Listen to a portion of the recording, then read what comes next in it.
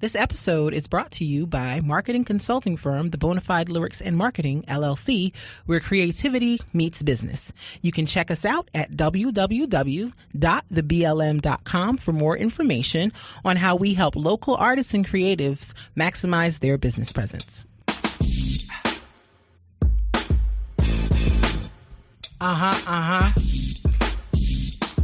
Yeah, boy. Yeah.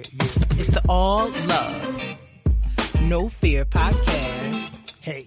It's the All Love, No Fear podcast. Hey. Check us out. It's the All Love, Oh, No Fear podcast. All Love, Oh, No Fear podcast. Hey. Yo, welcome to season 4. Episode 3 of the All Love, No Fear podcast with your host. It's me, KB, in the building, ready to do some podcasting with... Mark Meta Poetic Bennett. Yep. We in here. We in her. Word. We in her. You know the vibes. We here.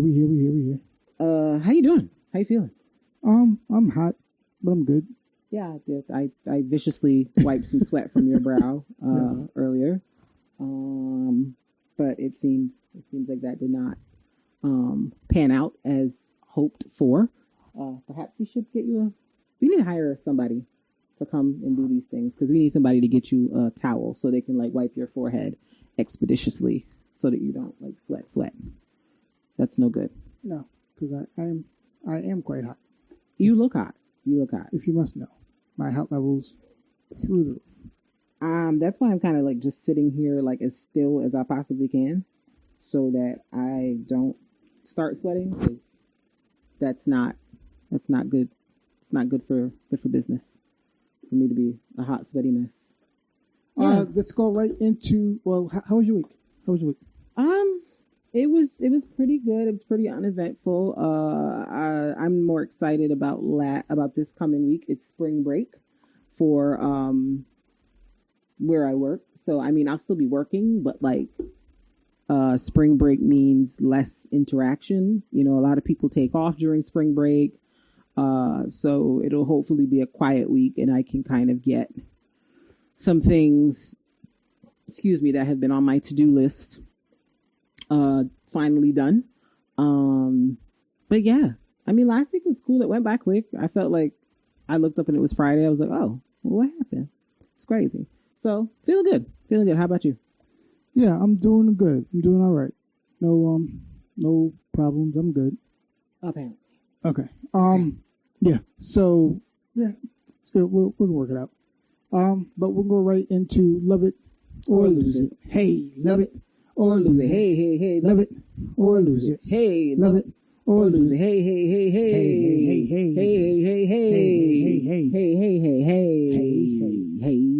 Yappa you. I can't. Every week, we just come up with something. Keep it spicy. I guess. You got you. Keep it spicy. Yeah, keep it spicy at all times. Spicy, picante. Spicy. Yeah. Yes. Love it or lose the whole it song for season 4, episode 3. It's like a 2-part Love it or lose it. Okay. So 2 parts. It's because I've been thinking about, and I guess we'll introduce it when it comes in. But basically, let's just say when you're looking for a job, right? And there's 4. I'm thinking about there's 4 things that we kind of use to get a job that are effective. Mm-hmm. And there's something that we like the most or like the least when doing to get a job. Mm-hmm. And there's 4 things that, as an employer, you might expect one that might be better than the others. Meaning, if I'm looking for a job, there's something out of the things. I feel like would be the best way to portray myself, or the things I enjoy the most doing. Mm-hmm. But as an employer, there's certain things that you'd rather get more than any of the other options for a team member trying to apply for your job. Okay. So when we do it, I want to lose it for you as a person who is looking for a job, and to lose it for someone who is okay. Why you over here trying to make it hard? because like I'm doing all this thinking. I got to write things down. Goodness. the four right. the four options are. Did you explain what love or lose? Love or lose it. so Because you you're too busy talking about other things that ain't got nothing to do with the love or lose it. That's why y'all confuffle now. maybe. See? You might have some facts to what you're saying. Might? So love or lose it for season 4, episode 3 is when you have love or lose it is when you have 4 choices. One person has 4 choices. No one else knows what the choices are. And you have to choose one option you will lose, throw away, never want to see again, and one that you love, hold on to, never want to let go. That's what it is, right? And when what I have, I explain what the options are, and the 4 options are: doing a resume, having an interview, doing one of those personality tests, or having references. So doing a resume, interview, personality test, or giving your references. Like having and giving references. And I have to choose which one I would love. Lose first. As a person who's looking. Like you would rather not do that, throw that away. Wish they never asked for it. And then what would you lose as an employer? Meaning, I never want this, but we have to take it. Like, well, not I never want this, but this is one I really want the least. Okay. So as a person seeking a job, the personality test is what I would probably lose, mostly because they're long. Yeah. And they're very repetitive. And I get why they're repetitive, because they're trying to like get consistency in your answers. Like if you've ever applied for like a retail job and like you applied online and it's like you put in all the information, then it takes you to this series of questions where it's like strongly agree, strongly disagree, agree. Like, and it's like, it feels like 300 questions that they're asking you. And it seems like some of them are being reworded and asked again. That's essentially what a personality test is. And, you know, as a person who is certified to conduct some of them, I get the value in them, in the sense of organizations have a culture and they have like a way of doing things, and they're looking for someone who will be a good fit for their for the position that they're looking to hire for. And I mean, I understand to a very large degree why fit matters, because a person can be very intelligent, very qualified, very all those things. But if they don't fit within the culture of the company, it's going to make for a very annoying and unproductive work environment for the employee and for you as the employer. So I understand why personality tests are important to organizations, but I also feel as if, you know, it does in some ways eliminate opportunities for people, I think, who may really do a good job, but they're just not because fit gets really dicey, because fit doesn't have to be a carbon copy of everybody else there. They can be different and still fit. So I feel like I see both sides of the coin with that. So for me as a potential employee, the personality test is the lose it for me. I hate them. Like, I'm like, girl, you done asked me this already. Why are we here? Leave me alone. I fully understand. Yeah, I think my loser is the personality test as a person looking for, because it's because what you said, but also it's kind of like, I feel as if with the stress of getting a job, people are kind of making things up. I think it's different from when someone willingly says, I want to do a personality test. Right. And then filling it out, trying to figure out who they are. With the stress of trying to find a job and the pressure of that, and like a lot of times, like people just get on there and lie, I feel correct. Like. Yeah. Because I think it's not just a personality, it's a personality test with you get this wrong, you might not get a job. Right. Which bothers people. Yeah. So it's like, that's a lot of added pressure. It's a lot of added pressure, and like I feel like it's only like accurate or beneficial to people who already have a job or is not, or like not really in financial straits. Right. Right. So I think it becomes a classist test. Yeah. Because it's like, if I really need a job, I'm going to say whatever I'm going to try to say whatever it is I think you want to hear. Yes, which is not giving you it's not giving the employer accurate representation of who I am. Right. And it's not fulfilling the objectives you wanted to Right. fulfill. And for the employer, it's limiting their applicant pool, because the minute someone sees one of those, they might be like, I'm not even going forward with this application. I don't even have time to sit down and do this. So it's like, now you're potentially missing out on a candidate who would have been great simply because you erected this like barrier in their way, and they're just like, I don't want to do it. So what I will say is, I know a lot of employers, their goal is to limit their pool. no, I get it. Like I've met employers who like, they would get a bunch of resumes, and they would get like almost a couple hundred resumes, Mm-hmm. and they would take half of those and throw them out. Yeah, just off the bat. Yeah, like of course you're in public, so you have to analyze every resume. Yeah, we have to look at every resume. If it's submitted and it meets the qualifications, Yeah. then In the public sector, you have to do that. yeah, like Private sector, if it's at least submitted, it doesn't even have to meet the qualifications. Like yeah, you have to look at it. they have to look at it. In the private sector, they do not care about those things. Yeah, They were like, I'm gonna read like 5 of these. basically. Like in the private sector, they don't follow the rules at all. No. And there's no really way to prove they haven't. Right. Many times. All you have is proof from Indeed or Monster or whoever that you submitted an application. Yeah, But you have to prove that they didn't look at it. yeah, who knows if it ever made it wherever it was supposed to quote unquote go? Yeah. Who even knows? Yeah. So But yeah, so mine is also those trash personality tests. The next is what is your lose it as an employer? What do you think that you would least likely want? you said resume, interview, personality test, and References. references.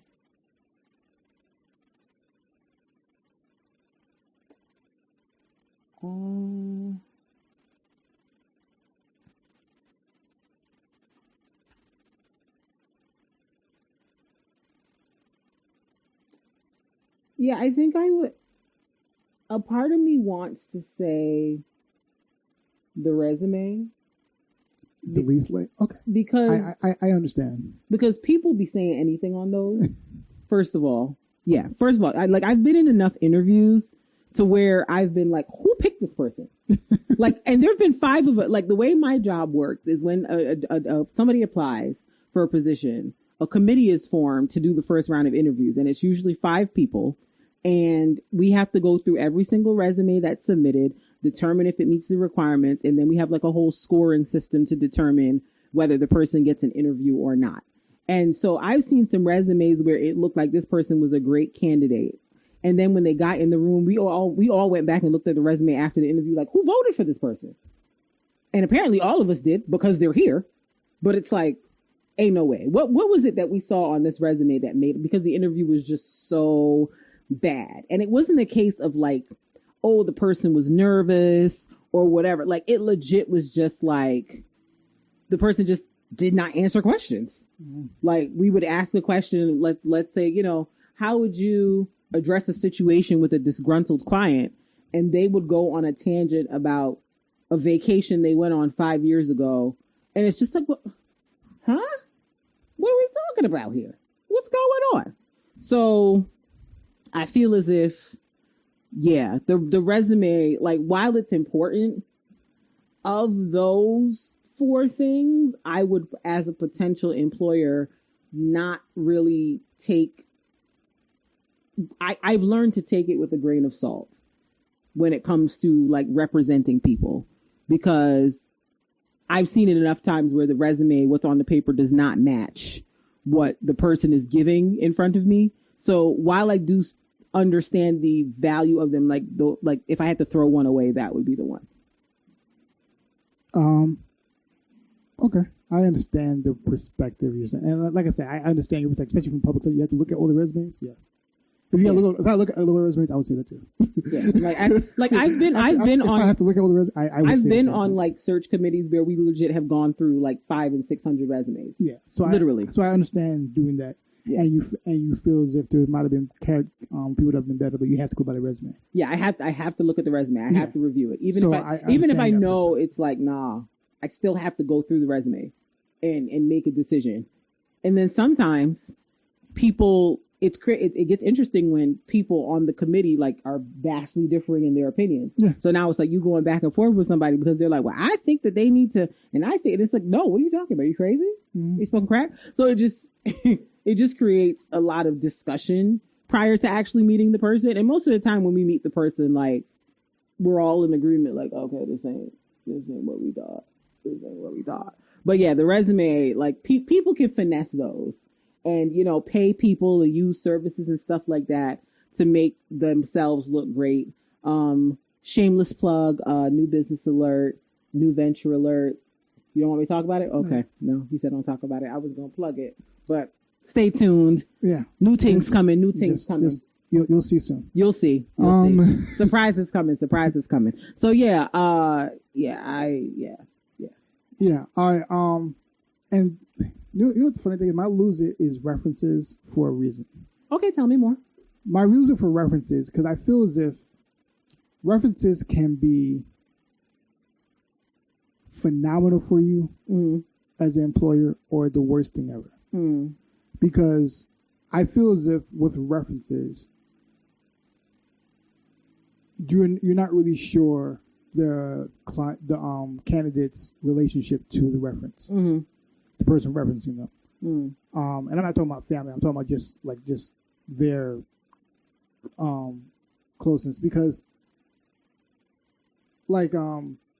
people in power have had good references for years, and that's how they've got where they've gotten without having the skills behind it.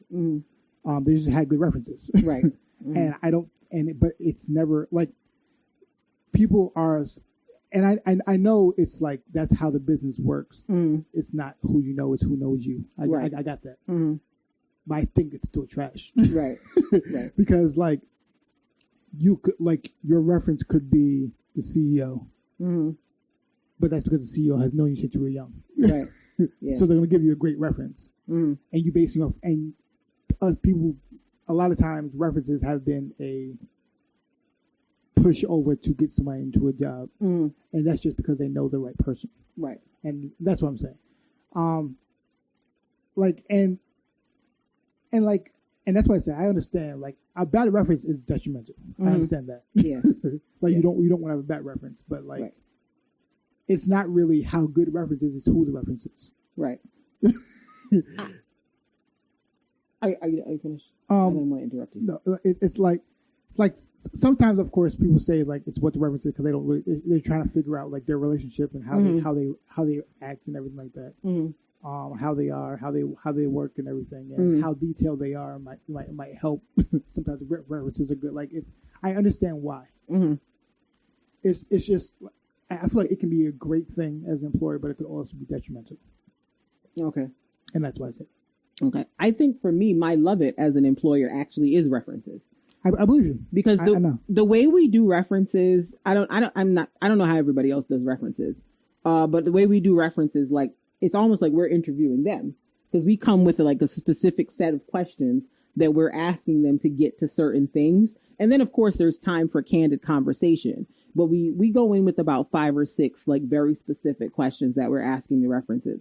And I found that, you know, the references have sort of surprised me in ways where I was like, I didn't think the way they were going to say that. Like, they swayed my view of the person, because to me, I feel like an interview, like, people can put on a show in an interview. I've been in interviews where I've been like, oh, this person is like the bomb. And then I've worked with them and be like, yo, you really put on a show at that interview. You really convinced me, but you're like nuts. Like, something's really wrong with you. But, you know, they're here. I got to do the best I can. So interviews to me don't really. As an employer, you love it as references. Yeah. As an employer. Yes, as an employer. Yes. And I'm saying because interviews, to me, I've seen how people can finesse an interview. Shoot, I can finesse an interview. I mean, I'm popping, but like, I can finesse an interview. And I've seen enough people finesse interviews to know that people will do that. And then when they start working there, you be like, well, who was the person we met at the interview? Because this is not him right here. So interviews are kind of for me. And then, you know, a personality test. And if there's the right balance and mix of people, you can kind of position somebody with someone who's similar or who would be complementary to make it work as an employer. References to me, I think, have made a huge difference in terms of like when I've been in hiring interview capacities where we've been trying to decide between a bunch of candidates. Like the references have really made a difference because, at least in my experience, the people that were chosen as references spoke very honestly to the person that we were calling about. Actually, now that I'm thinking about it, this is maybe I shouldn't say lose it for references. Only reason I'm saying that because I'm thinking if I know the person, then it'll be a great reference. Right. Like if I'm connected enough and I know the person who they're referencing, then I would trust their opinion. Mm-hmm. So maybe I shouldn't say lose it for that because that factor would sense my over and I feel like would be a good tip. So like if I have connections with that person, I know that. So maybe I shouldn't lose it for that. Okay. Yeah, because I feel like that's valid. Like I've contacted references who don't even live like in the state. So like I have no knowledge of them, they have no knowledge of me. I'm trusting that their reference of this person and what they're saying based on their experience is legit, and it's not like, oh, I just called my friend and asked my friend to do whatever. And when people provide references to us, they have to give us the full rundown, like the person's title, where they work, phone number, email, like the whole shebang. So it's like, this ain't your like sister or somebody like that. This is like a real person with whom you've had some type of work related experience. So I found that, references have really sort of swayed. What do you put down for references usually? You said name, email, phone number. Name, email, phone number, position, and organization they work for. Okay, that's normal.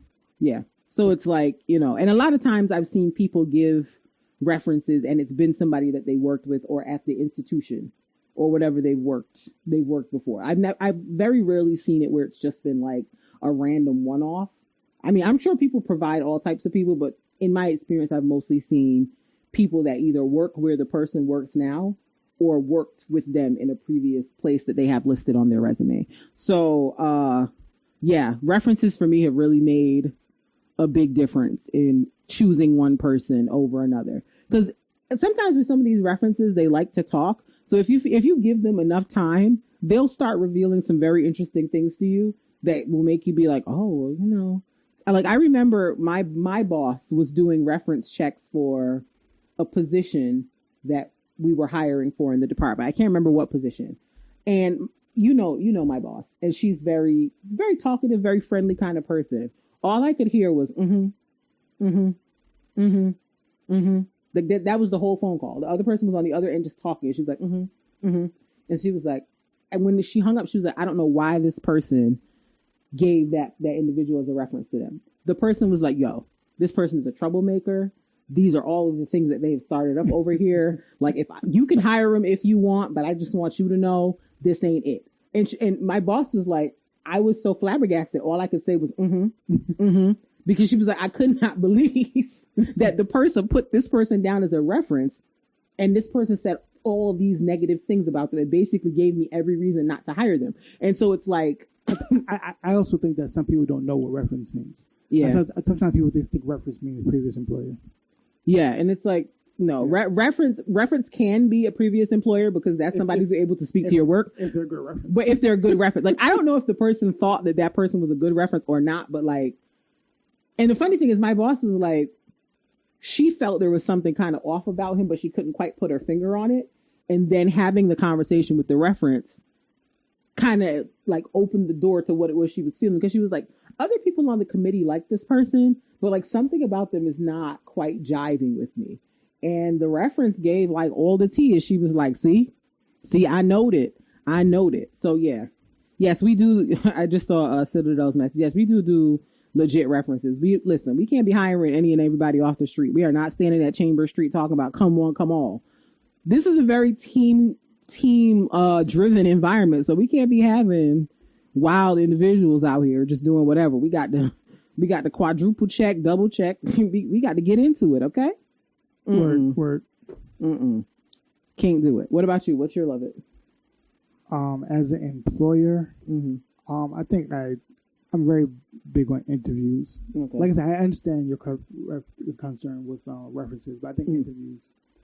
I enjoy interview because, like, I think you can kind of get a vibe from most people and everything with how they operate. What you, and I think, and I guess I understand why all the things are important because you try to attack all things. You can they can have all four good things and still be judged. Yeah. or like it'll be something else that they're just the way they attack certain things Mm-hmm. and everything. And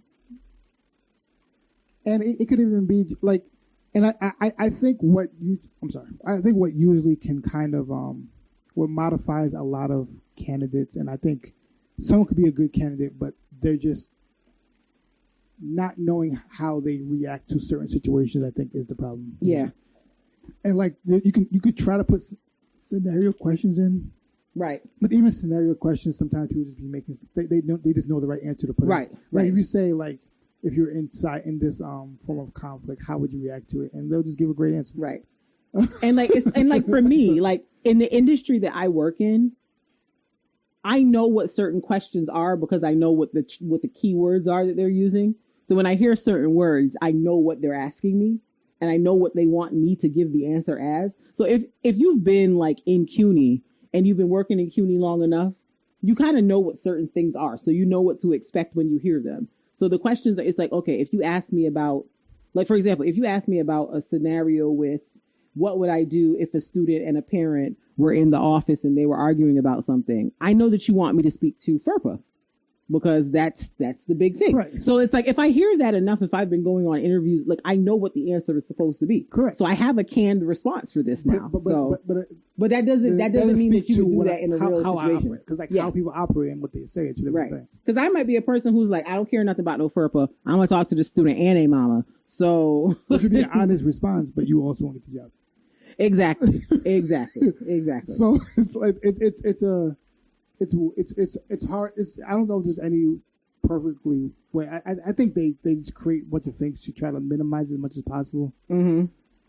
The false, but you could do all the steps and you could do everything and still get a candidate. Yeah.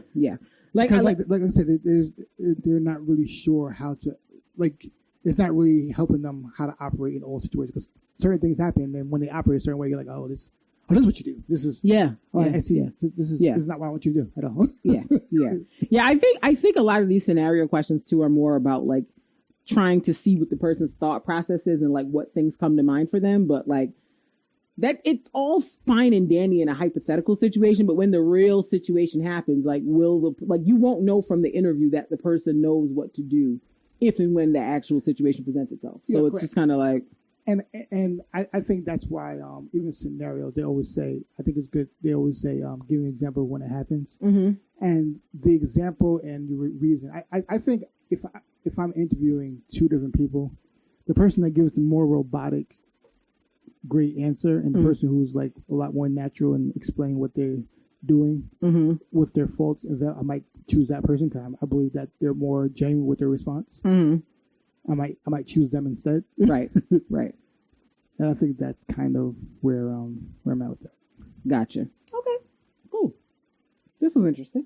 This is interesting. Love it or lose it. Two-parter. First time. Love Two-parter. it or lose it. Hey, love it or lose it. Hey, love it or lose it. Hey, love it or lose it. Hey.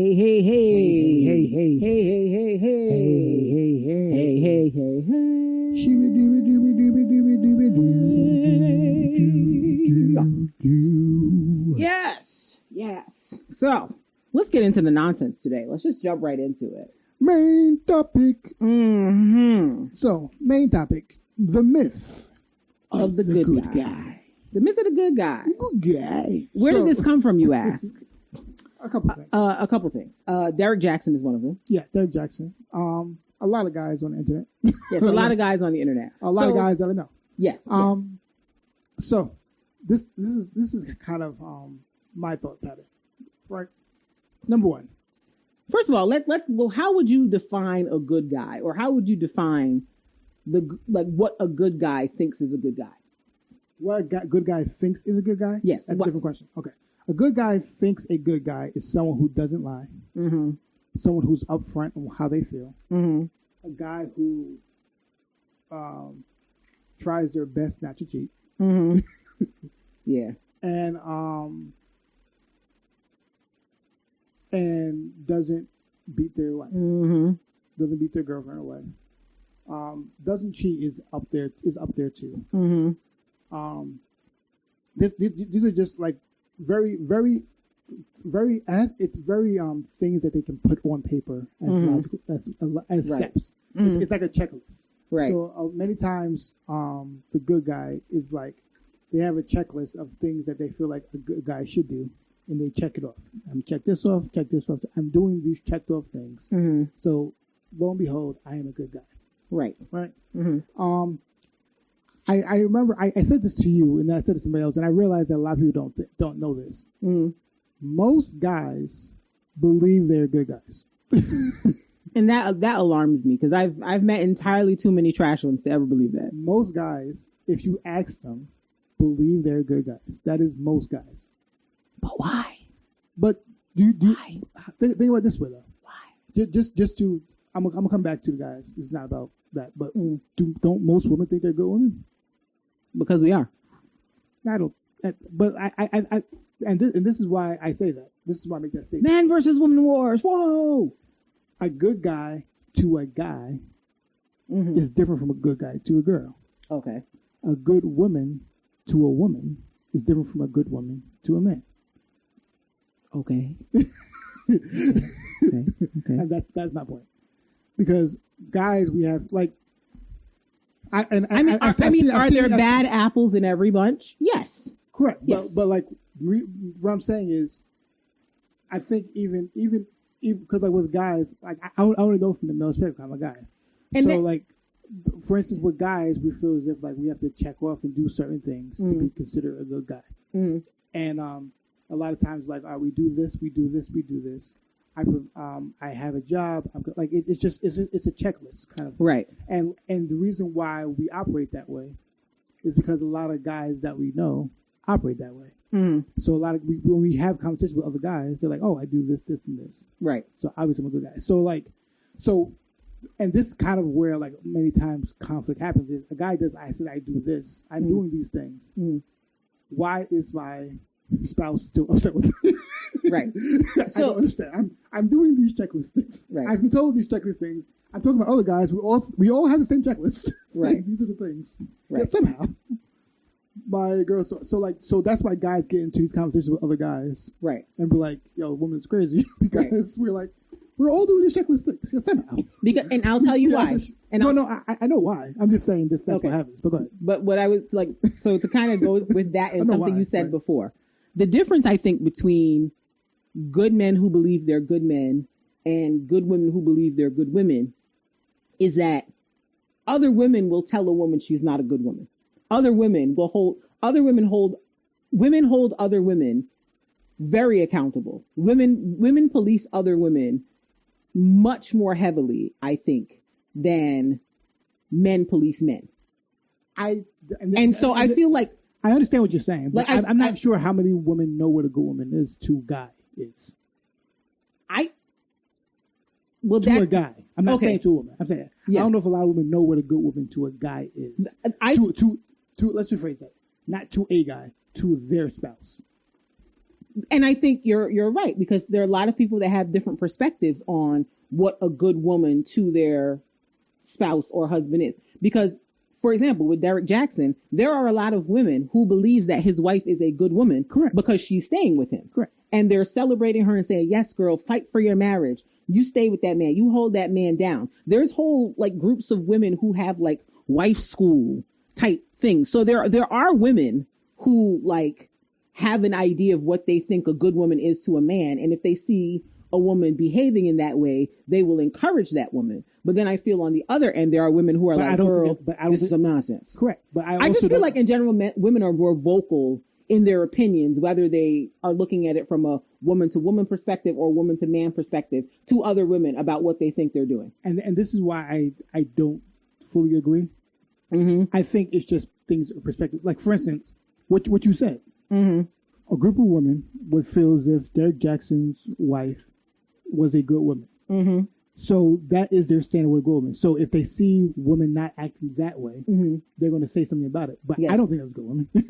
Right. So, but like in their mind, but there are also men who think that that's a good woman. So these women that are policing are like doing the work of the men who think this is a good woman and doing the work of the women who think this is a good woman. Yes. And this is why I say that. one guy would think a guy is a good man for this reason. If they are acting the way that they feel like they're a good man, like if you see another guy and they aren't, like, in our mind, like I said, they're not providing at home. They're not providing at the house. They're not doing anything. They're just like laying around. We're like, yo, that's a terrible guy. Yes. If you see him, like, yo, you effing up. Get it together. But that's you. No, that's you. A lot of guys would say you effing up. A lot of guys would not want to associate with themselves. Like a lot of men don't associate themselves. I'm not saying everyone, but a lot of men don't associate themselves with people who they feel are bad guys. Right? Mm-hmm. It's just real. Like, so even if they have a friend who's always sleeping around, in their mind they're like, yo, but he tells their woman or friend they just still around with it.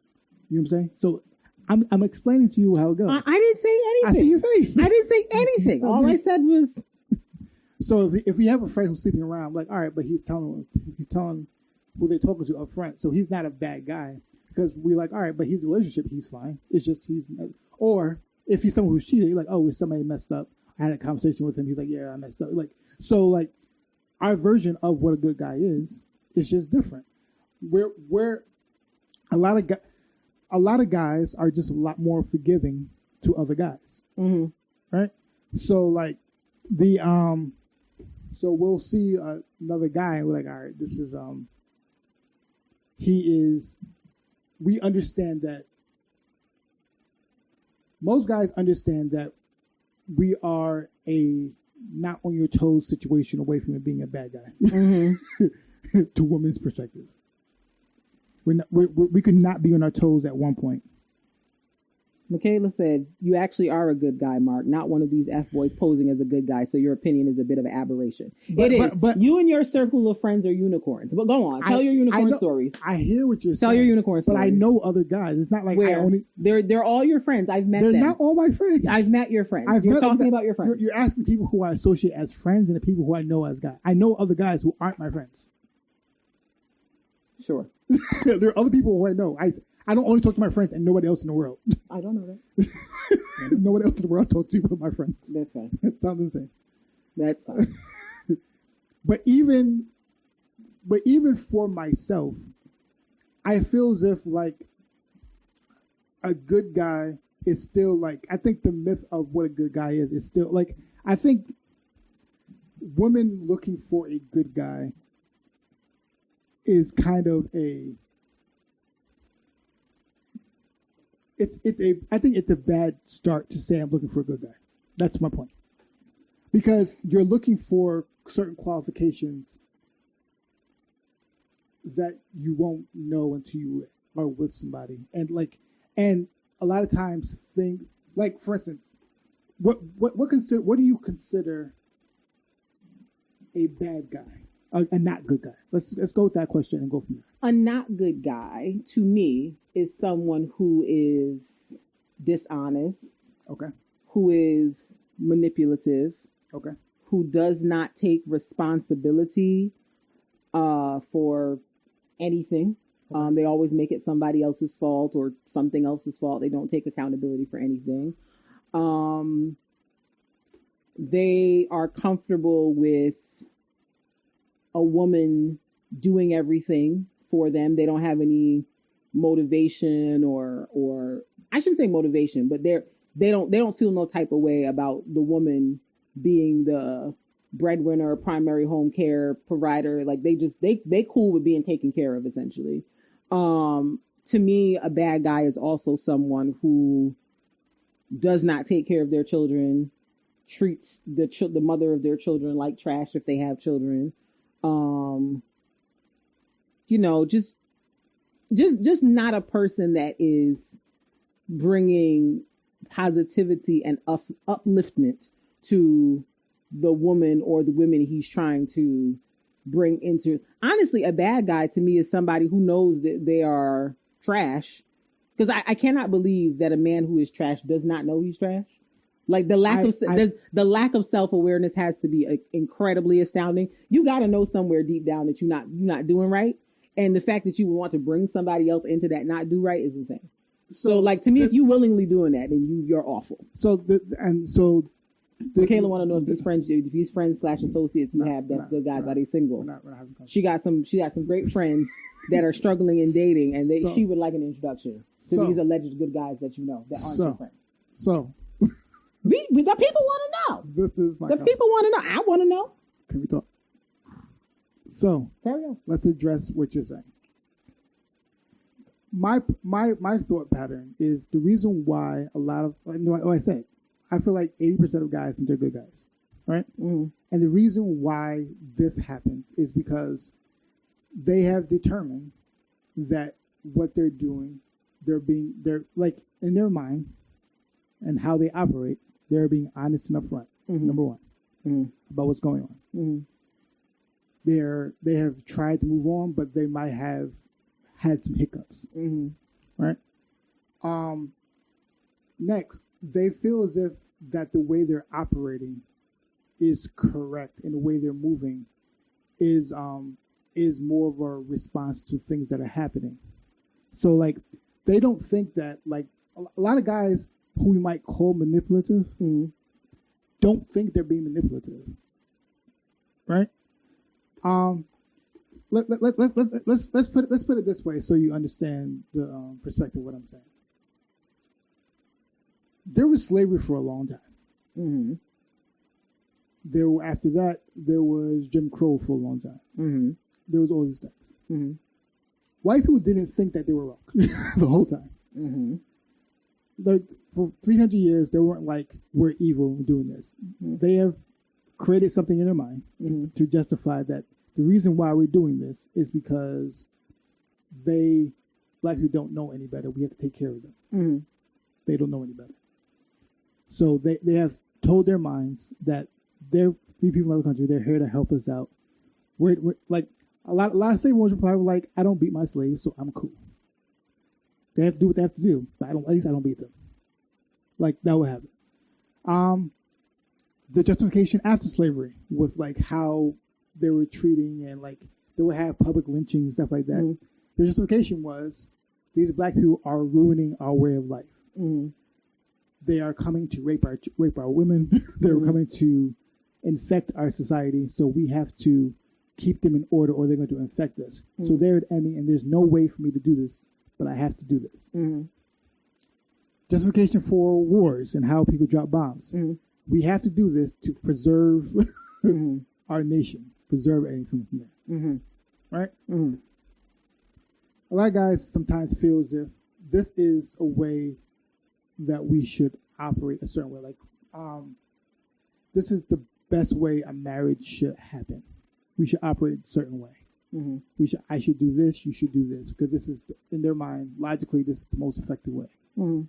So I'm fighting to make sure that this happens. I'm going to actively persuade you to go in this direction because I feel like that will be better for you. Mm-hmm.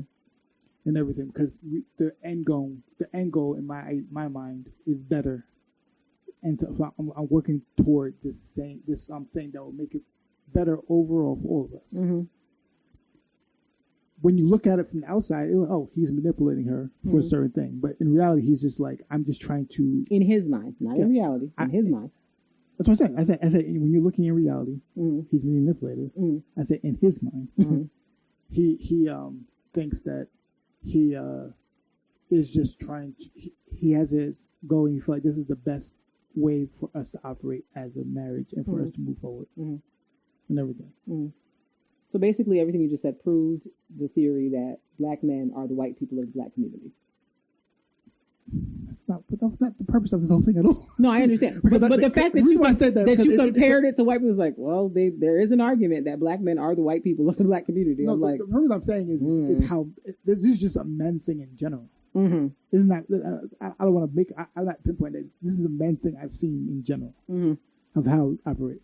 It's a men thing, and I've seen like how men operate in like. How they're taught, like it's just they're taught to operate. We're taught to operate a certain way, and we can break out of it. I was having a conversation with somebody, and like the guy was like, "We have like this is the way we should operate." In his mind, like we have to operate this way because it's the best way to operate. The best way to operate is for me to try my best to provide for you and everything. You should support me where I'm going and everything. Mm-hmm. When men sometimes say like, oh, why would a woman should act like they want to be a wife now before they're married. PSA, they shouldn't. Yeah, correct. But like it's just what they're taught. Like, oh, why would I be with somebody who's like not like a wife now? Like, this is what I want. So it's like in their mind they're not being manipulative. They're being guys. We talked about before, like when you talk about F-boys are they say are somebody who is like Lawrence from Insecure, if you need references. In their mind, they believe they're good guys, right? So like they'll tell somebody, I'm upfront, I'm telling you, I don't want to be with you in a relationship, but we can mess around. Right.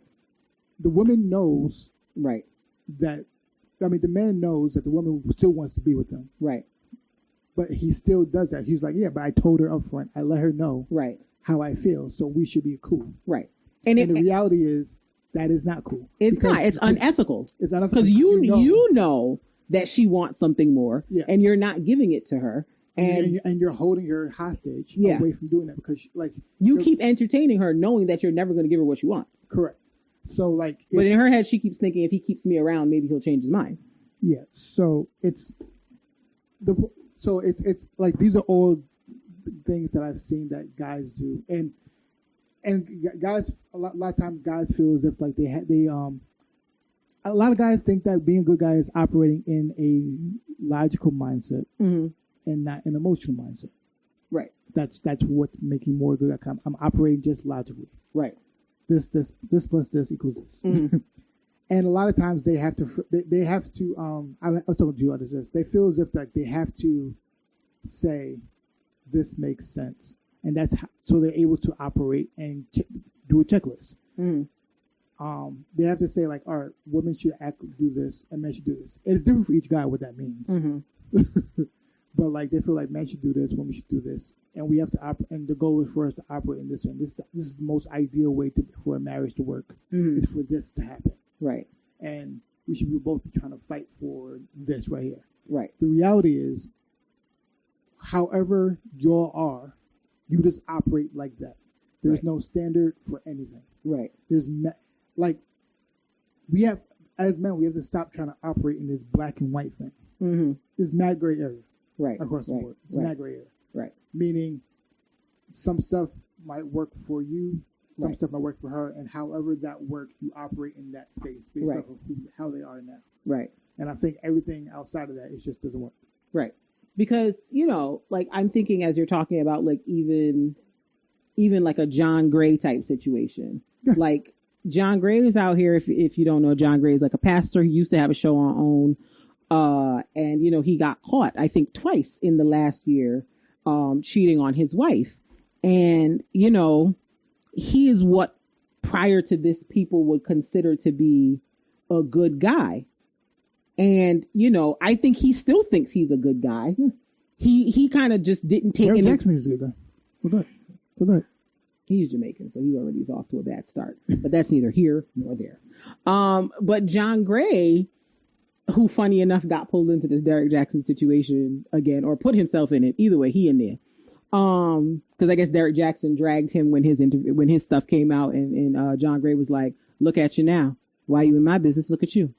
But John Gray does not believe he's a bad guy. He just believes that the devil tempted him and his wife, whatever, believe that the devil tempted him into cheating, and that's what happened. And to me, it's like that makes you even worse. Not just the fact that you cheated on this woman who literally like you've called your coat, your covering. You all but called her your mama. She all but gave birth to you out of her own body. And the fact that when the rubber met the road and you were called out, you couldn't even say it was you. You tried to make it like the devil brought the woman to you. People give the devil too much credit. Entirely too much credit. He pulled an Adam. He pulled an Adam. You gave me this woman. It's like, excuse me? I promise you, and we'll talk about this one day, but I promise you, just like God, the devil is sitting around like, why do these people keep calling my name? I'm not even in this. This is you. You chose to do this. Because it's like, to me, I'm like, is it the devil or is it free will? Because y'all always talk about how God gave us free will, but when y'all do something wrong, suddenly it's the devil. But what happened to the free will that you was talking about before? What happened then? So the devil came and took it away, and then the devil forced you? The devil made you do it? Is that the narrative you're giving me? And so it's like, John Gray thinks he's a good guy, but I'm like, to me, one of the tenets of being a good guy is being able to take accountability and say, you know what, I messed up. I was wrong. I made a wrong decision. I made a bad decision. But but I also think it's more than that. And what you're saying is true. Because even his apology didn't really have him taking to me, if he had took responsibility and said, you know what, I messed up. It don't have nothing to do with the devil. Jesus, nothing. I messed up. I saw something. I know I shouldn't have done it, but I did it anyway. And I am sorry. I will do better. But you did it again and then came back with the same excuse of the devil made me. It's like, where is the accountability? How can you think you're a good person when, one, you're lying to yourself, to your wife, and more importantly, to the congregation of people that you're supposed to be leading? Like, I'm not saying that because you're a pastor, like, you're not a human being, you don't go through things, you don't experience human relations like everybody else. But like, when you take on the call to do something like that, you're responsible for the lives of other people. So like, what example are you setting then? If you're saying that you're a good guy, you're a good man, when you won't even be accountable and say, you know what, as a husband, as a father, as a pastor, as a public figure, as all these things, I messed up. I own that. I take responsibility. Like, that to me is what makes a man a good man. Not that he doesn't mess up, not that he doesn't, make mistakes, have blunders, choose the wrong thing. Like, men are human just like everybody else. But I feel like the accountability part is really where it starts for me. Taking accountability for where you've been wrong, where you've done wrong, said wrong, whatever, and making the effort to be different. But you can't be a good guy while blaming somebody else and continuing to complete the same, continue to behave in the same ways over and over again. Like, you're not a good guy. You lying. And the truth ain't in you. Yeah, but even with that, like, I think the only religious person who I feel like did it the right way in terms of like how to get themselves together and come back was I saw him do it and it wasn't like terrible. Was like Ty Tribbett. Mm-hmm. Ty Tribbett, like that happened. He was like, all right, let me get out of here. Right. You're not gonna see me for a little bit. Let me just pull myself together. Right. Like, he wasn't out here trying to like, let me do a song about it now. Right. He wasn't like he said, yo, I was wilding. Let me just back up. I was in some foolishness I shouldn't have been in. I was wilding. I was disrespectful. I was, like, I just feel like just take accountability for the part that you've played in things. Like, come on. Like, you cannot be a good person or a good guy if you won't even do that part. Like, and, people be like, well, what about women? I'm like, yeah, what about women? Because, like, when Jada had her little entanglement, she had to call it what it was.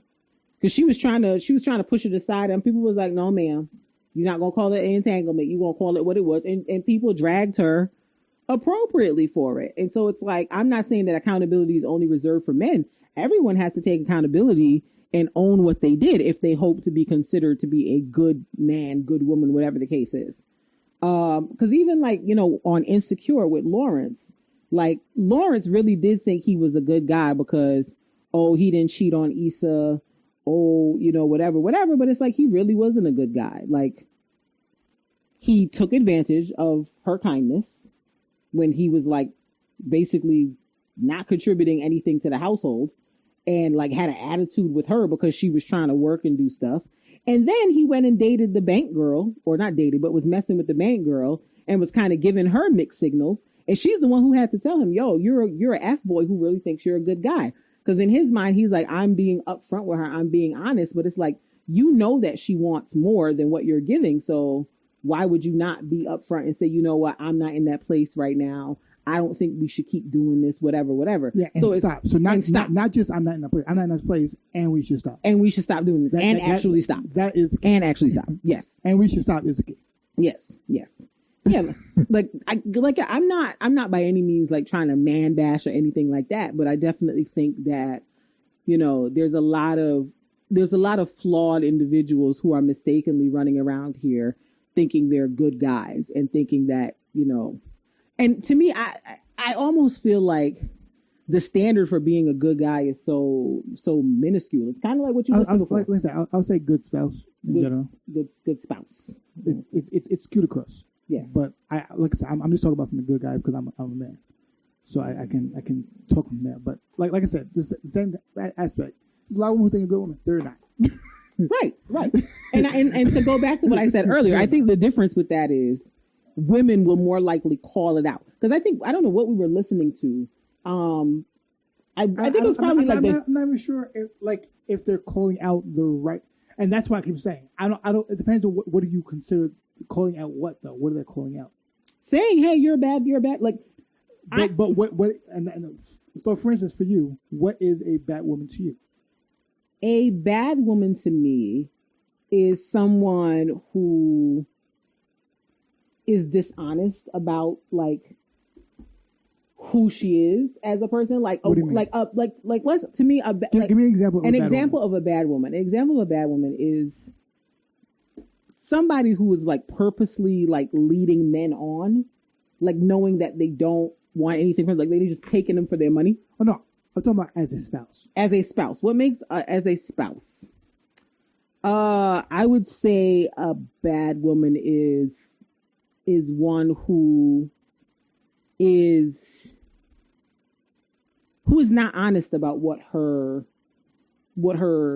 feelings are. Like, for example, if a woman is at a point in her marriage where she feels like she's over it, she doesn't want to do it anymore, but she doesn't want to, or like, I understand that part, but that's still at the end. I'm talking about in the midst of it, like in the midst of, and this is not to pick on you. This is to make my point is that a lot of women don't know. It's hard to pinpoint what that is.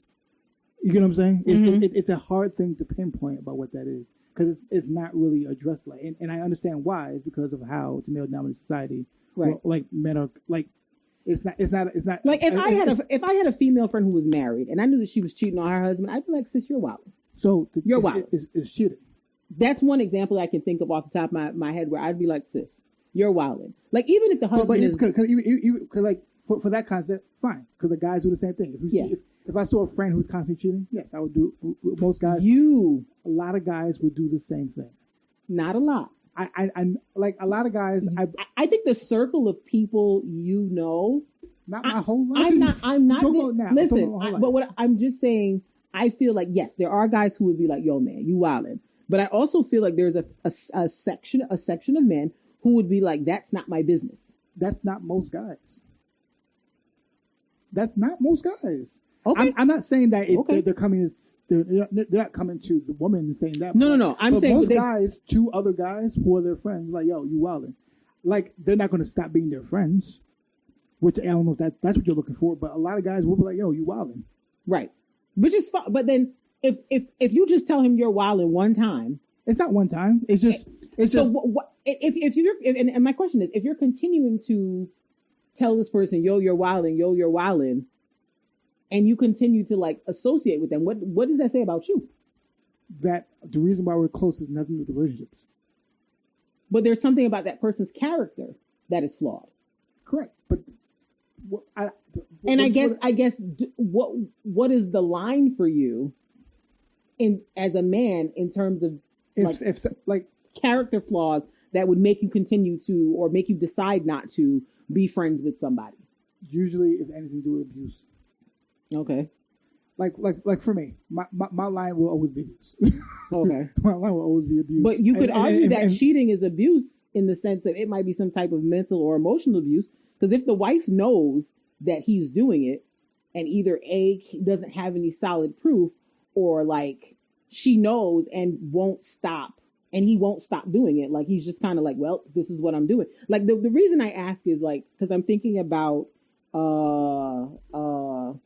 the show I've talked about before, Love and Marriage Huntsville. Like there's a couple on there. Well, they divorced now, but there's a couple on there who were married for like 14 years, have 4 kids, and the husband had been cheating on the wife for the last 5 years with somebody in their town that everybody on the show, it seems, either knows or knows of. And the fact that the friends were still hanging with him, knowing that he had this side woman, because one of the friends that's on the one of the guys that's on the show with his own wife is friends with the guy who was cheating, and he knows the girl, like not like an acquaintance, like he knows her, like they were, childhood friends or college friends or something like that. And it's like, that his wife knows that he's doing these things, and she's trying to make the marriage work and do this and do this. Like how and you know what she's going through. How are they friends? How are they friends? Who? The husband, the 2 husbands? Yes. They went to college together. How close? What are they? Are they friends on what? Meaning like they talk all the time? They were in business together at one point. That's not them. They were very good friends at one point. They fell out last season over the cheating because the husband who's now divorced, who was the one with the girlfriend for 5 years, accused the other one of cheating and having another girl. And the other one was like, bro, I know this girl that you've been dealing with for 5 years. Like, how you trying to throw me into a situation and deflect the information off me? I know you've been dealing with this girl. So they've been friends this whole time. He's been dealing with the side woman, but he's also been in the wife's face, like keying and stuff with her. So it's just kind of like, do you know why I'm asking that question? And we've had this conversation before about guy friends. Mm-hmm. I think guy friends compartmentalize their friends, right? Meaning, I can have a guy friend who I go to business with. Mm-hmm. I'm not going with them as going to business with for their relationship, right? Knowledge, right. Right. I go to business with them. We talk about business stuff. Right.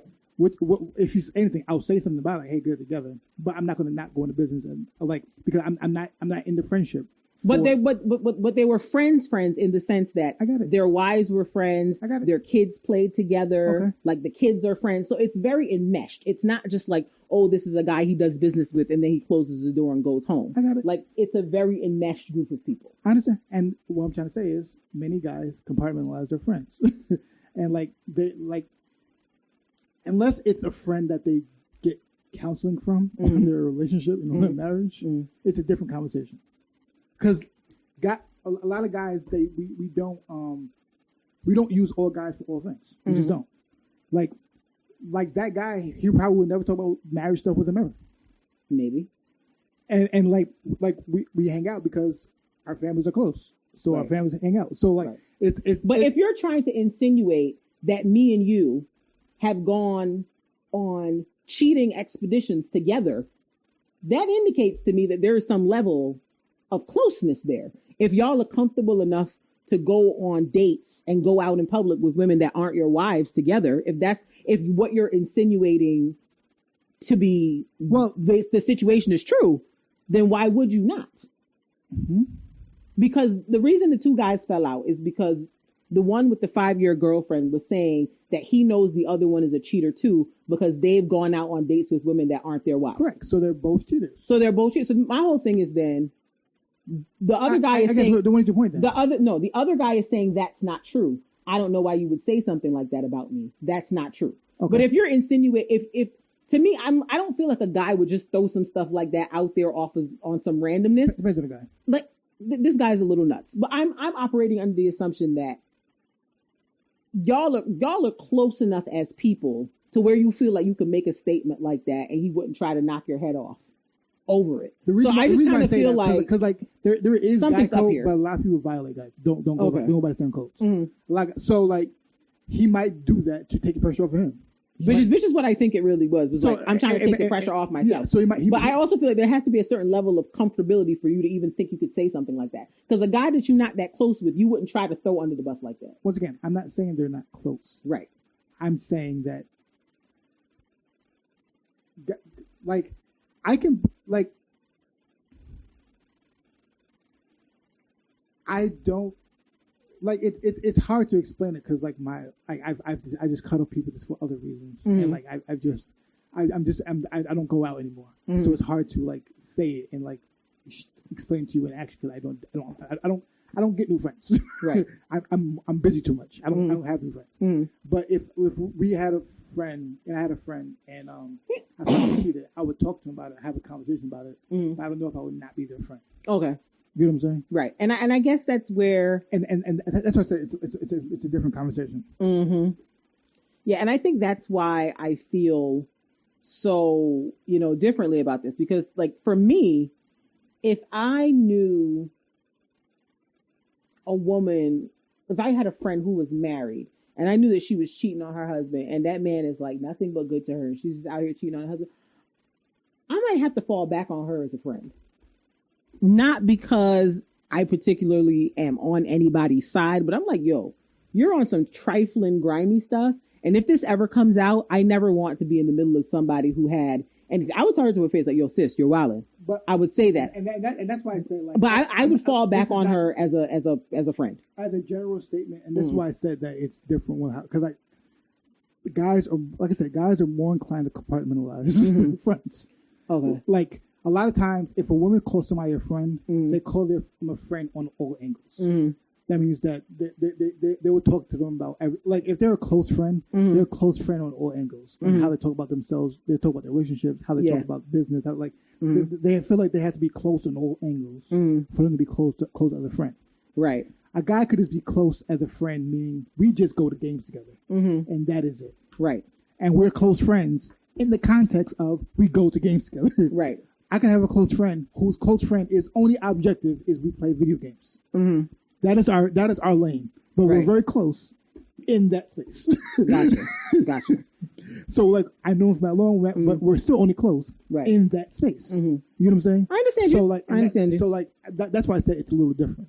No, and I understand what you're saying. Men and women approach friendships very differently, and I do agree that there is a compartmentalization that men do that women may not do.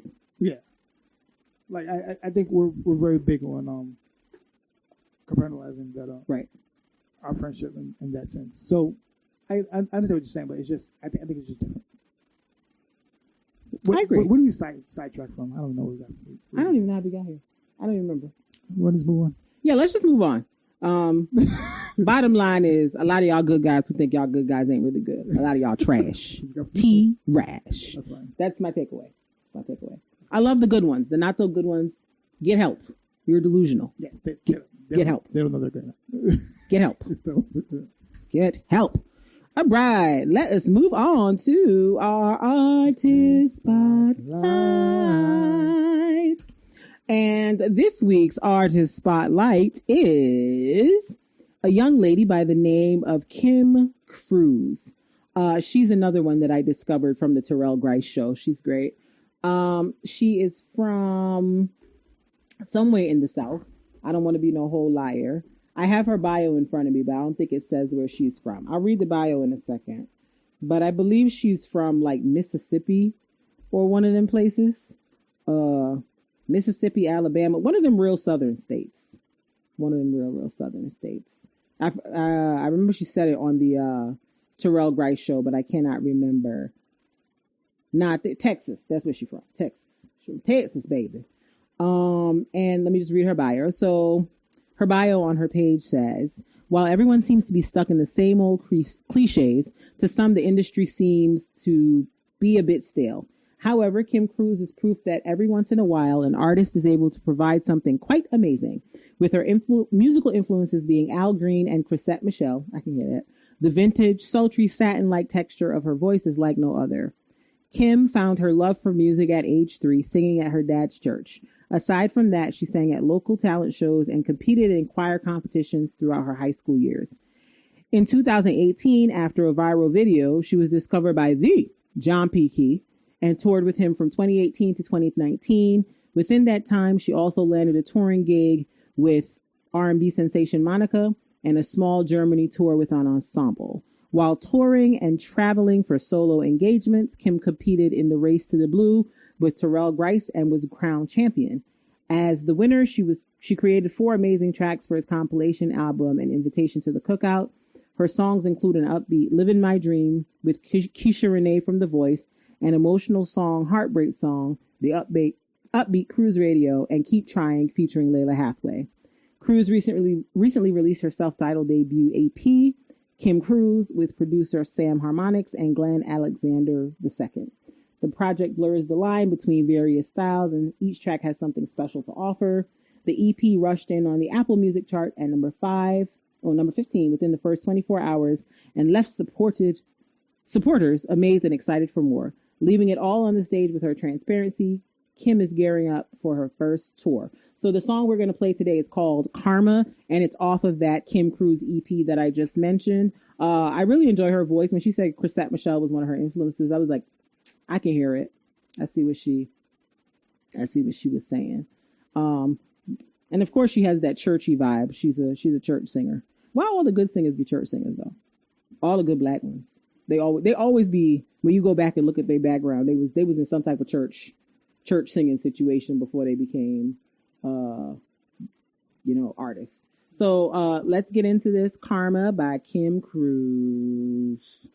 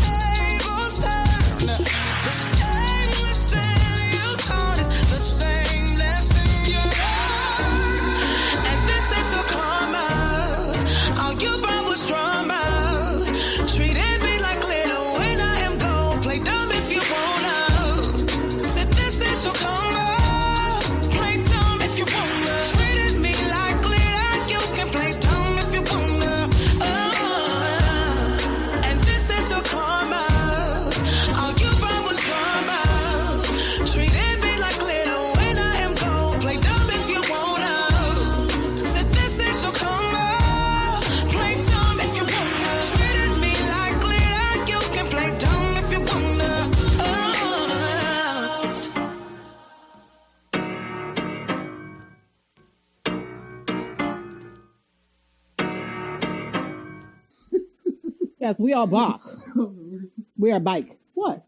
What did I do? What? I don't know if you noticed. I don't know if you noticed. I was being close to the end. I don't know what you were doing. What were you doing? That's, I didn't know if you noticed it wasn't close to it. It was close to the end. No, I didn't know. I was like, gotta go. Bye. I'll call you back. Yeah, so let's move on to our topics. Okay. Main topic. Yeah, shouts to Kim Cruise and Karma. I love her voice. It's beautiful. It's beautiful. She's great. So, Derrick Jaxn, where do we begin?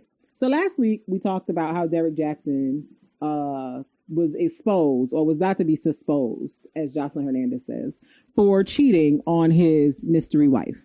Mystery to some, known to some who follow his story.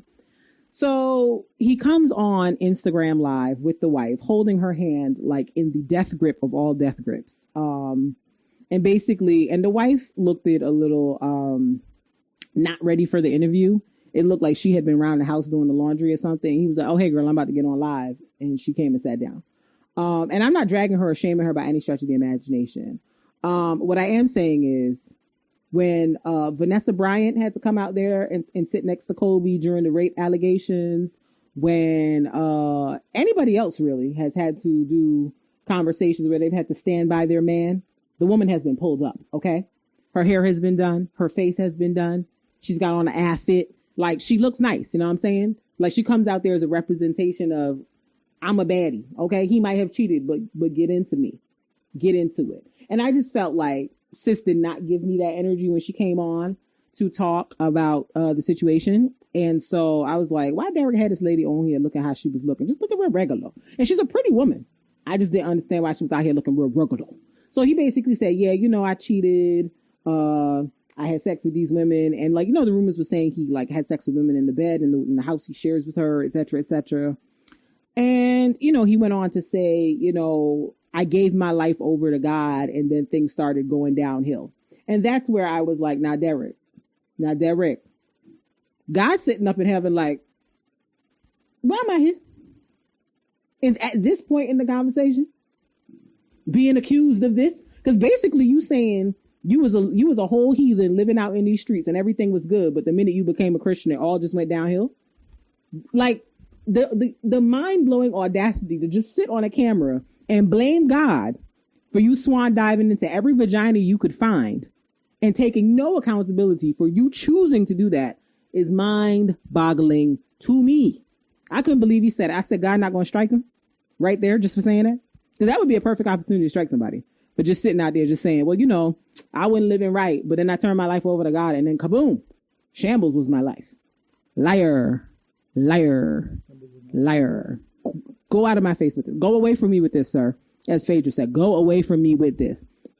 So then what happened next? The next day, dude recorded a video of him reacting to his own video, talking in the third person. Mm-hmm.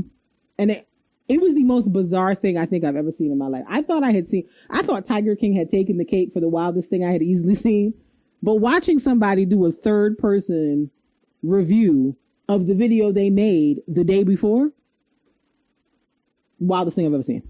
Wildest. But not to go back on the main topic, but that's why I keep saying. This is why I say he's good. Because he's like, I fully said what was wrong. Mm-hmm. I fully was like, so I'm a good guy because I messed up. I fully confessed up to my problems. Mm-hmm. But blame God. But okay. And you should probably take me back because I'm upfront. And like guys would do that and be shocked when they don't take you upfront because like emotions still matter. Yeah. I still feel as if it's right. So maybe I should still go. Yeah. And I think that is kind of what what I was trying to say. It was like they try to go with your intention. Your intention doesn't matter. Mm-hmm. You still, even though you said it up front, thank you for telling you up front, I'm gonna catch you later. Yeah. You don't have to stick around just because they're up front. Right. You don't. Just because they're honest and upfront does not mean you have to stick around. That's not a reason to be upfront. And I don't care that you being honest and upfront to me as a general society member. No, I'm talking about to his wife. He wasn't honest and upfront to her. That's the part. What do you mean? She didn't find out because he came to her and said, "Hey, I've been cheating on you." Someone approached her. No, I know. What I'm trying to say is like, but what I'm saying is he shouldn't do that. But that was his reasoning for why people are still going to buy his stuff. For why? He advertised his book at the end of that which was the foolery of it all. But but people are still going to buy it because they're like, oh, at least he was up front. Because like that's what they said about everybody else. So like he did his PR. He's up front. His wife's standing right there next to him. His wife's okay with it, so I should be okay with it. She not okay with it. I'm just letting you know what is being said. She not okay with it because after I saw this, I said, let me go on this lady's social media. And I went and read her social media page, her Instagram page. The wife is unwell. People making jokes about her bonnet and her not wearing a bra when she did the video, this and that. That lady's not well. No. Something is wrong inside of her head. Like just the stuff that she's posted, the fact that she posts like Bible verses like all day, every day. And like she just uses this like Christian speak, this Christianese that it's like she's taken on this like, I don't even speak English anymore. I just speak Bible verse. And that's also how powerful she deals with it. Yes. Yeah. Which is not dealing with it. But it's not dealing with it. It's not dealing with it. It's basically like, no, I'm going to, all the stuff that's happening to me, which is correct. You should give it to God, but doesn't mean you have to sit in it. Yeah. You don't, giving it to God doesn't mean you sit in person punching in your face. You don't stay there, let someone punch in your face and say, this is God's pain now. Right. You move. Right. You move your face and stop getting punched in the face. Yes. You don't just sit there, get punched in the face over and over, and then be like, this guy's taking my pain away. Right. Because people like to do that turn the other cheek conversation. But you should also. You can turn that cheek and leave. You can also just move. Yes, you can turn that cheek and you don't just be out the way. Like turn the other cheek, then you go like, he bit dirty. No. But and the turn that cheek to the exit. And then turn the other cheek is not their spouse. No. Also that. Yeah, like you can be like, all right. And even the Bible says divorce is not Christian unless for adultery, which is clearly what happened. So even that's not a good hold up. Like doing a little research on this young lady, I found out that she kind of grew up in like Kojic or one of those Kojic adjacent types of denominations where it's very, very discouraged to get a divorce. Like it's very, very much like women should stay with their husbands no matter what. This is just a test from God, that type of logic. So that's what she believes. So then when I think about that, coupled with what she posts with all these Bible verses, plus the other things she's posted about like stuff that's happened to her in her life, my take on her is she has experienced some very serious childhood trauma.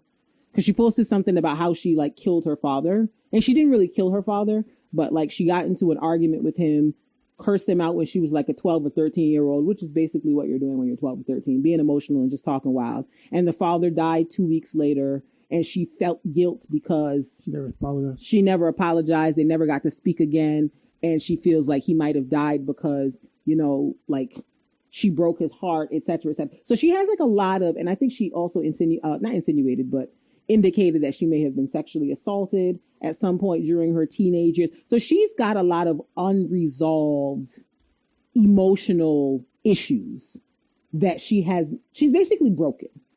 And not like there's something wrong with, not like there's like that's a bad thing, there's something wrong with her, but there's something wrong. It's something that she didn't deal with. It's something that she hasn't dealt with. And so her spirit is not all the way as strong as it could be. And I believe Derek Jackson knows that, and that's why he chose to marry someone like her. But and even with her comments about like the armor and everything. Like, yes, like I was going to get to that. Yeah, you wear armor because attacks are coming. Yeah, but that doesn't mean you go where the attacks are. And right. I think people get these things. You better come on with that word, honey. Like you don't go like, all right. You don't run up on the attack uncalled for. The armor. Let me go to attacks now. Right. It's like no. That means you do what you're supposed to do, and if the attacks come, you're protected from them. Right. But God also says like, hey, the attacks are still coming. You should probably get out of here. Right. Like you should probably exit stage left. And so, and I'm glad you said that because when she got on so she did a video the next day by herself and she's wearing the bonnet and she says, you see this bonnet, but I see the helmet of salvation. You see this army shirt, but I see the breastplate of righteousness. And I see the belt of what, and she's going on and on and on talking about the full armor of God and, you know, how, you know, her marriage is God ordained and this is a spiritual attack. This is spiritual warfare. Girl, if you don't just leave that man, because what it sounds like to me is, you have a lot of personal unresolved issues that you have not dealt with prior to you even knowing this man. And this man knows what your weaknesses are. And he has got inside of your head and did all types of Jedi mind tricks on you to where you now are practically making excuses for his behavior and trying to throw a Jesus blanket over it to justify why you're continuing to be in a toxic situation. Like, I believe she knows her situation is toxic, but she does not quite get the she can leave part. Like she believes that she is doing the right thing, the noble thing, the whatever, by sticking by this guy, despite the fact that he has disrespected her multiple times. Because here's the thing. I didn't know this, but, you know, once scandals break, all the things come out. They've been together or been in each other's lives on and off for 12 years.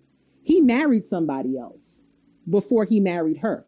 And apparently she was in the picture still while he was married to this other person. So it's like he's been kind of holding her on a string for a very long time. And the only reason he got married to her is because it got exposed that he was having a baby. And people was like, well, who the baby mama? And then, you know, doing a little more digging because, you know, these are real people. So people know them in real life. Somebody was in the comments of one of the threads like, oh, yeah, you know, I know her family, et cetera, et cetera. And they very much believe in not having children out of wedlock. And so the family kind of pushed for them to get married. And I'm like, they didn't need to get married, especially if he was stringing her along or had her. And she even sort of admitted in some of her posts that she never really left him alone.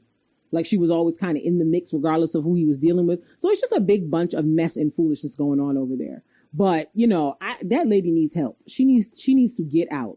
Like, and it's crazy because I thought it was just me who was kind of feeling like, yo, something's up here. But a lot of people really do feel like, yo, that lady needs help. And like all these videos she's posting and she's just disassociated from the situation. Like she not even fully checked in to what's happening. But the reality is, what can you do?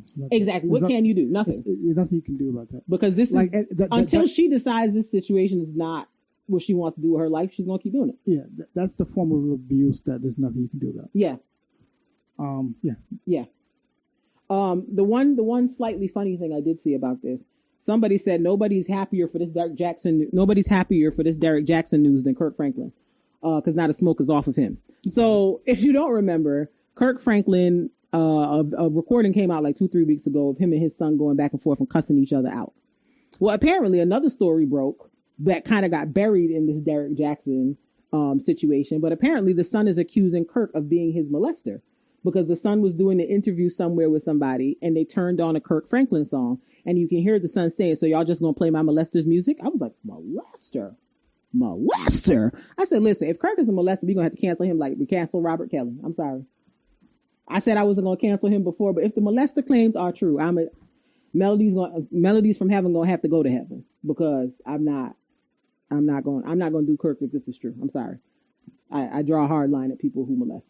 I do too. Very sorry. But, and you know what? It sounded weird to me at first. And then I was like, something's happening here because the interview that the mom did, she made reference to molestation and it was like, but nobody was talking about that. So why did you bring that up? Like what did she say? She was like, you know, she was saying something like, you know, there's, you know, sexual molestation is serious, but she didn't call Kurt's name or say she defended Kurt, but she was like, you know, when people get molested, you know, you can't make people get the help for it if they don't want to get the help for it. And, you know, there's a statute of limitations on some of these things, et cetera, et cetera. So it made it seem like she knew something had happened to her son and that because she's a social worker. So it was like she was trying to say she knew something happened to her son that is affecting him mentally. But there are all these other factors surrounding why it's unresolved or whatever the case. And I kind of thought it was weird because the interviewer didn't ask her, or at least in the clip I saw, the interviewer didn't ask her anything about that. She was just talking about her son's issues and brought that up. So it was just kind of like, it was kind of interesting that she said that. And it seemed kind of out of place that she said it. And then for the son to be recorded saying, you playing my molester's music while they're playing a Kirk Franklin song. I'm like, what I will say is, I feel as if this is why I'm like, I don't know. Only reason I would say I don't know, I feel as if he would have, I don't think his son would have not said that publicly. Would have not said what publicly? That my father molested me. Okay. Because like that just came from a clip that someone was saying. It wasn't like he wasn't on a public show. He was on a radio show. Well, no. What I'm saying is like, do you understand what I'm saying? Like he's on Instagram saying everything else. Mm-hmm. Why wouldn't he say that? Maybe he feels because you know what I'm saying? Yeah. I like, but maybe like it's not like he's trying to like save his father's image. But I think he is though, because even when the first clip came out, he was on his Instagram saying stuff. I don't want y'all to crucify my father, and people were like, well, why would you then release it if you didn't want us to crucify your father? Because that's what we're going to do based on what we're hearing. So I kind of feel like the son is in, if I'm believing him, he's in a weird place where he wants Kirk to be held accountable for whatever it is that Kirk has done to him. But he also feels like that's still my father. And I can understand the dichotomy there of the conflict. Like, this person is my parent. My conditioning is to love them, but they have also been very hurtful to me. And I can't make peace with the two things because the two things shouldn't go together. So I still also do believe the son has some mental health issues, but I can also see why there would be some issue, because you don't want to say because he also has to know what saying something like that publicly would do to his father. So if it is true, I feel like he might also be like, but that's my dad. I don't want him to lose everything or whatever the case is. So I feel like this situation has a lot more like pieces to it than anybody is really getting all the way into. I think there's a lot of pieces to it. Yeah. And like, I just don't want to. I don't want to jump to conclusions, but what I will say is the streets say Kirk Franklin's a molester. I'm at the cancel him. That's it. Yes. If something comes out saying, like, showing that he's molested, then yes. Yeah. I will agree. Yeah. Melodies from Heaven, Silver and Gold, all of them going to have to go right to heaven because I'm through. Hashtag through, honey. Through. Moving on. More foolishness abounds. So for those of you who watch Married at First Sight, y'all know about Paige and Chris, the couple that we're all just like, we're ready to fight as a people. So like when Derek Jackson's wife was like going on about God ordained this and God this and God that, I was like, what in the Paige is going on here? Because on Married at First Sight, Paige is always like, we have a covenant and God brought us together. And I'm just like, will people stop bringing God into conversations that God ain't had nothing to do with? Leave God alone. God is like, what is the reason? Why am I a part of this? Why do people keep calling my name? I'm not here. Y'all doing this. I don't have anything to do with this. But Married at First Sight. So they showed a preview for the Decision Day episode. And if you don't know how Married at First Sight works, two people get married as strangers. They stay married for 8 weeks. And then on Decision Day, at the end of the 8 weeks, they decide whether they want to continue in their marriage or if they want to get a divorce. So they show a preview of the last episode of the Decision Day episode, and Paige and Chris are saying they're undecided about whether they want to stay married or not. And one of the experts is like, excuse me, what do you mean undecided? I'm not okay with that. What do you mean? And Chris is like, well, me and her, we not sure. We undecided. It's like, at this point, I feel like these two are playing on my television. They are actors and they are trying to get a spinoff show. Because I don't understand. Either you want to be still married to the person or you don't. What's the undecided? What undecided is yes, as far as I'm concerned. So I don't even know what y'all talking about. But that show is insane. If you're looking for something to like gas you up, but also upset you greatly because you can't believe the stupidity of it all, go watch Married at First Sight. At this point, I think I said before, I think all the couples should break up. I think I still stand by that. Virginia needs to get away from Eric, MAGA Eric, expeditiously. Yeah. And it wasn't on the show, by the way. What? That his son said it wasn't sure. Where did he say it? It was a conversation that was from an audio that was recorded while on Los Angeles on Christmas Day, and he put it on the show. Okay, but he wasn't on the show saying it. Okay, gotcha. That's why I said that's what I'm saying. Like, moving on. Yeah, moving on. So, in other nonsense, we talked to y'all a few weeks ago about how Sharon Osbourne went full Karen and yelled at poor Cheryl Underwood on the televisions, and Cheryl was like, "Huh? What is me supposed to do?" So, I think we told you guys that they took a hiatus of some kind to do an investigation, and Sharon Osbourne is no longer on the talk. She left / was fired, depending on who you ask or what headline you read. but she is no longer going to be on the show. I guess they found some substantive evidence to indicate that Sharon is problematic and creating an uncomfortable work environment, because I think Elaine Welteroth, who was the Teen Vogue editor before she moved to be a co-host on The Talk, like filed a complaint with receipts on receipts on receipts about how Karen, not who child, I was going to say Karen, that's not her name, but I guess it is, how Karen Sharon Osbourne created an unhealthy work environment for people of color specifically before and after the Cheryl Underwood situation. So CBS said, nah, baby, we got to get sis out of here. Because I think it came out that she referred to Julie Chen, one of the former hosts who was married to like the CBS like CEO, as chinky eyes or something derogatory like that. And she referred to another cast member in another like racially insensitive term. No, she referred to the girl from Roseanne, the one that's a lesbian. Like she called her some kind of like LGBT slur. So they got her out of here, essentially. So the show should be coming back in a couple of weeks, and I'd be very interested to see who they replace her with, because, but that's what she get. You know, that's what happened. Let this be a learning lesson. Sometimes you need to mind your business. Don't insert yourself in things people ain't call you to. She ran over to that Piers Morgan conversation without the armor of God. It didn't come to her. She ran to it without her armor, and now look at her, unemployed, jobless, on the streets. Shame on it all. She should just sat there and ate her food. But now look at her. Look at her. I'm not sad for her. That's what she get. Stop running up to stuff that don't got nothing to do with you. Nobody asked you, stay away. More foolery. So did you hear about Georgia and their voting bill? Well, which is trash. There's mad voting bills going on across the country. So yes, but Georgia specifically just passed one I'm not shocked. That basically the long and short of it is that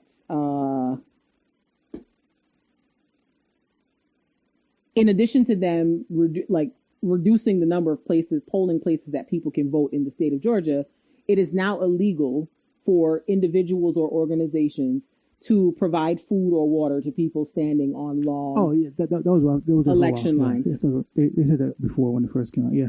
Yes, but it's officially now on the books as a thing, not just a suggestion. That's why they I think Congress was trying to push a freedom act for votes. Yeah, because like this voter suppression is annoying. It's frustrating. Yeah, and the reality is most politicians weren't like, they could have solved this a long time ago, but most politicians do some form of voter suppression. Yeah. Like they try to act like it's a Republican thing, but most politicians do it because they're trying to stack the deck in their favor, choose their own votes. Yeah, like they try to do what they can to choose their own votes, and like the reality is they could have passed this a long time ago. So that's one of the things. They could have fought for this a long time ago, but they kept acting like, because people talking about, well, I guess the big reason why it's a big thing now is because of what happened in 2000, what was it, 10 or 12, something like that. What happened? When they struck down what's it called, the Voting Rights Act.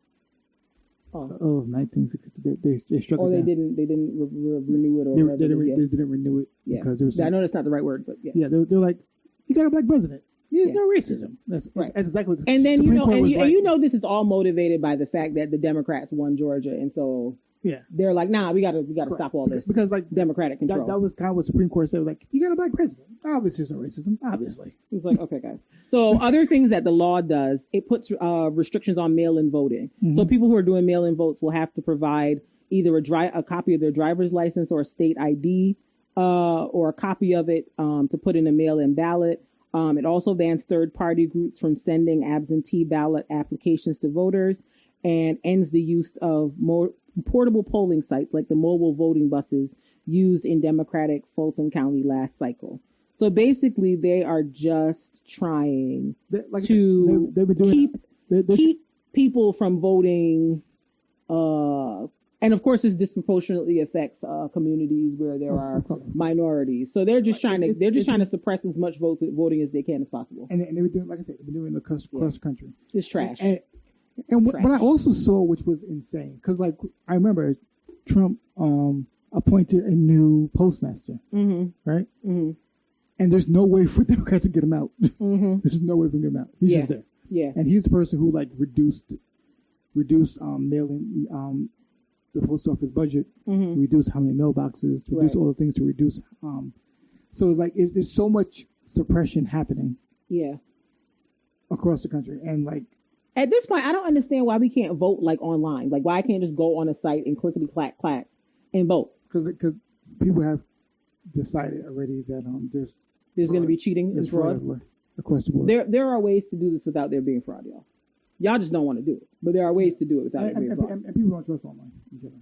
Yeah, I mean, like if people like to me, I'm especially like given this pandemic and how much of a thing it was with the mail-in votes and the blah blah blah blah. I'm like, it is 2021 with all this technology and all these things we have here. You mean to tell me we can't figure out a way to do this where I don't think we can go around that part? I don't think they'll be able to do the online, like I said, but they can do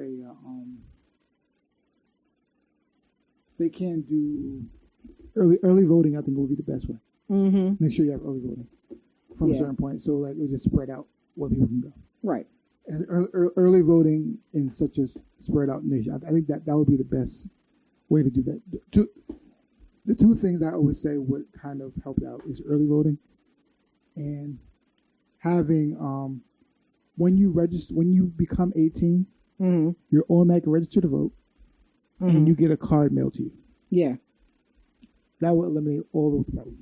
Right. That would eliminate the nonsense that they always say about voter ID. Like, if it's really your problem, then they should assign you ID. If that is really your problem, then they should automatically assign you ID when you turn 18 for voting. Yeah. Because not everybody has an ID. Exactly. Having ID is telling somebody they have to pay for an ID to vote. Yeah. Which is out of order. A lot of people do not. And I mean, honestly, I still think online voting is plausible. If I can apply for financial aid and just about everything else online, I can vote online. Send me a username and a password or something. Let me create a little vote account. I hear what you're saying. I'm not saying what's not possible. I'm saying what they're not going to do. I know they're not going to do it, but I'm just like, they're also not going to do it because number one, guys, people have especially if they already believe that Russia hacked the elections online. If they already believe that, and that Russia can hack that, they believe that somebody's going to hack the online system. Yeah. The closest that we're able to do is have an intranet, which is what they kind of have now. They have an intranet now. Because like, what happens now is when you vote now, I know because I do the polls. They vote now, you get and everything gets downloaded to a USB.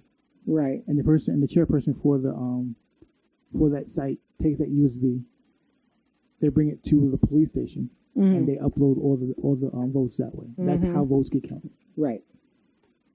Which is, I think, the best possible way they can do it outside of just the paper ballot. Yeah, because I'm like, that's the best way to do that. To the most secure. I understand why they say that's the most secure way to do it, because at least they know that the police system is. They know the police system will be the most secure that they have now. I'm just like, if you got to do all this cheating to win, like you got to evaluate what's happening here. I hear what you're saying, but people just want to cheat. It's disgusting.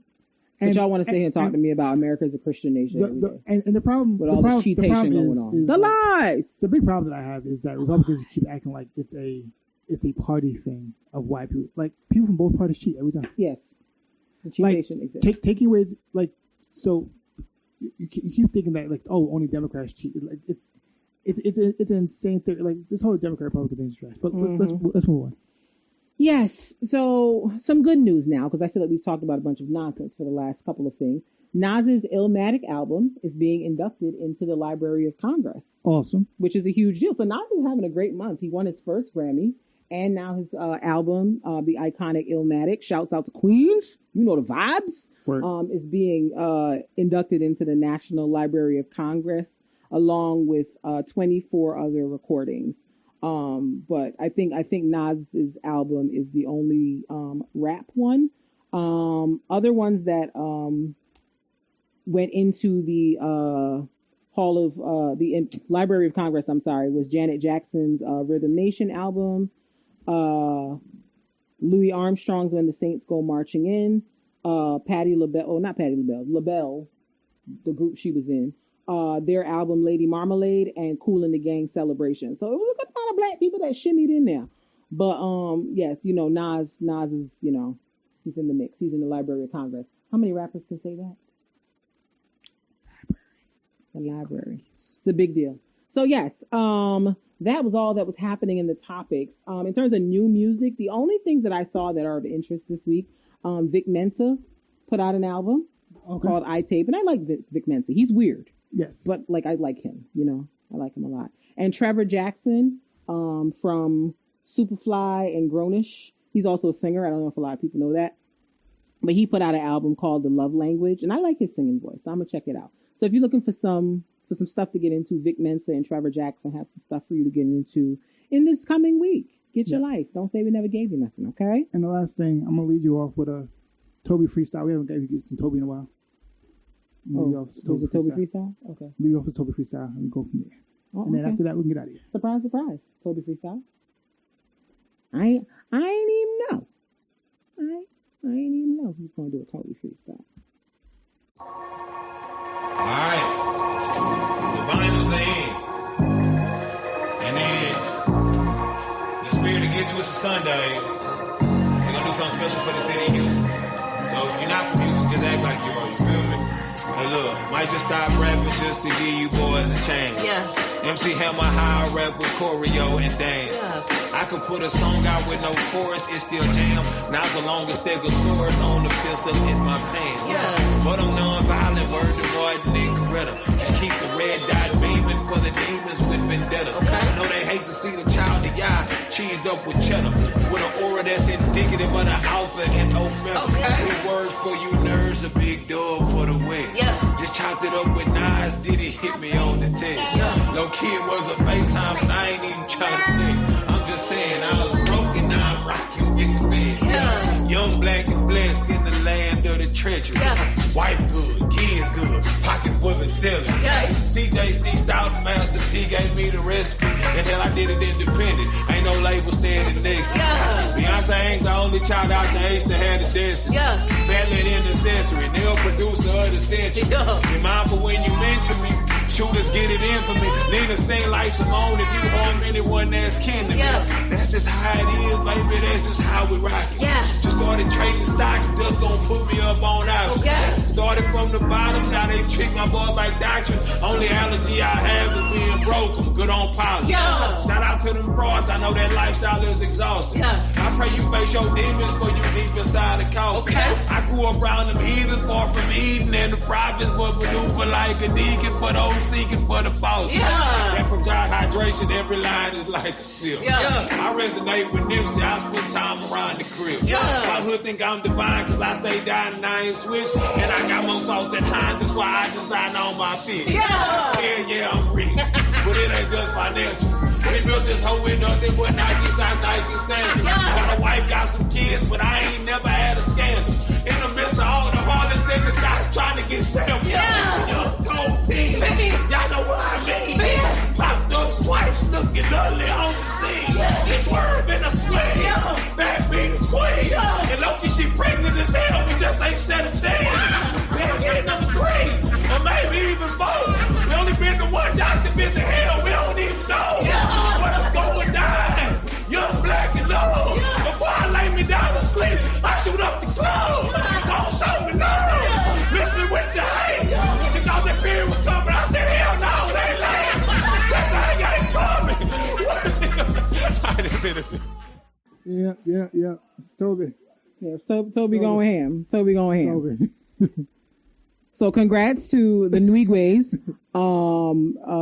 doing their thing out here in these streets, getting to another baby. He did say he wanted more kids. So, I guess, quarantine has been helping people be busy. Yeah. So congrats to them. It's funny, but not funny. But I remember when this first Derek Jackson thing came out, people was like, he next. And I was like, nah, not Toby. No. Not Toby. Don't do that. And I said before, like, not Toby, don't do that. Oh, and congrats to Toby. Dave Chappelle pulled him up on stage at one of his shows, and Dave Chappelle was rapping Toby's lyrics along with him. I was like, Dave Chappelle is really a Toby fan. Like, legit, he knew he was rapping the words like he wrote them. I said, okay, I see you coming up, Toby. He had something with Erykah Badu a little while ago. You know, I love to see it. I love to see it. Look at God. Yeah. She said, I see y'all with the embedded video / subtitles. We trying over here. We trying to be a professional production. We trying to do what we can. We trying. We doing what we can. But anywho's, we gonna get up off here and go live our best lives, because you know what?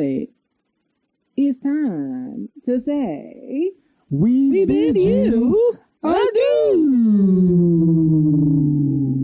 Peace out, Club Scout.